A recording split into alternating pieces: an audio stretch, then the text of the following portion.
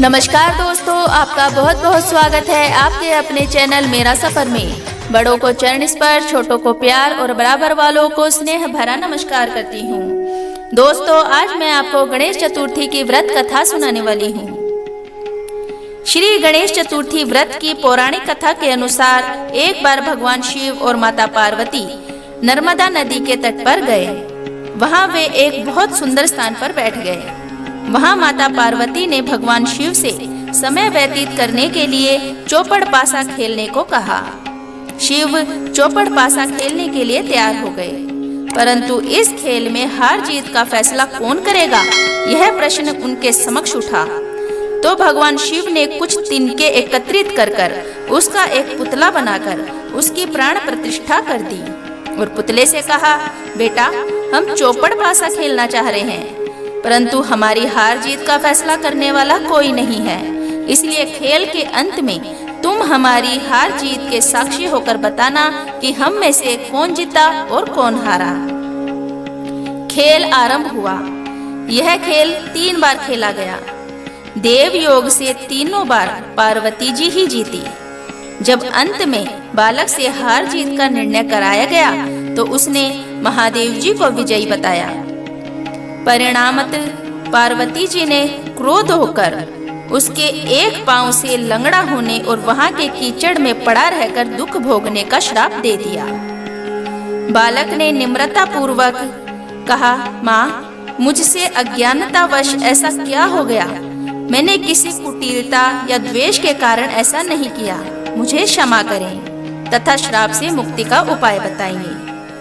तब ममता रूपी माँ पार्वती जी को उस पर दया आ गई और वे बोली, यहाँ नाग कन्याएं गणेश पूजन करने आएंगी। उनके उपदेश से तुम गणेश व्रत करके मुझे प्राप्त करोगे, तभी तुम इस श्राप से मुक्त हो सकते हो। इतना कहकर वे भगवान शिव के साथ कैलाश पर्वत चली गई। 1 वर्ष बाद वहाँ सावन में नाग कन्याएं गणेश पूजन के लिए आई। नाग कन्याओं ने गणेश व्रत करके उस बालक को भी व्रत की विधि बताई। तत्पश्चात बालक ने 21 दिन तक श्री गणेश जी का व्रत किया। तब गणेश जी ने उसे दर्शन देकर कहा, मैं तुम्हारे व्रत से प्रसन्न हूँ, मनोवांछित वरदान मांगो। तब बालक बोला, हे भगवान, मेरे पांव और मेरे शरीर में इतनी शक्ति दे दो कि मैं कैलाश पर्वत पर अपने माता पिता के पास पहुँच सकूं और वे मुझे देखकर प्रसन्न हो जाए। गणेश जी तथास्तु कहकर अंतर्ध्यान हो गए। गणेश जी के आशीर्वाद से बालक भगवान शिव और माता पार्वती के चरणों में पहुंच गया। शिव जी ने उससे वहां तक पहुंचने के साधन के बारे में पूछा। तब बालक ने सारी कथा शिव जी को सुना दी। उधर कैलाश पर उसी दिन से अप्रसन्न होकर पार्वती जी शिव जी से भी विमुख हो गई थी। तदुपरांत भगवान शंकर ने भी बालक की तरह 21 दिन पर्यंत श्री गणेश जी का व्रत किया, जिसके प्रभाव से पार्वती जी के मन में स्वयं महादेव जी से मिलने की इच्छा जागृत हुई। वे शीघ्र ही कैलाश पर्वत आ पहुंची।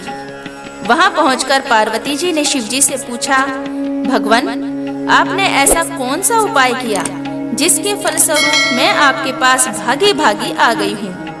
तब शिव जी ने गणेश व्रत का महात्म्य उनसे कह दिया। तब पार्वती जी ने भी उनके पुत्र कार्तिकेय से मिलने की इच्छा से 21 दिन तक 21-21 की संख्या में दूर्वा, पुष्प तथा लड्डुओं से गणेश जी का पूजन किया। 21वें दिन कार्तिकेय स्वयं ही पार्वती जी से आ मिले। उन्होंने भी माँ के मुख से इस व्रत का महात्म्य सुनकर व्रत किया।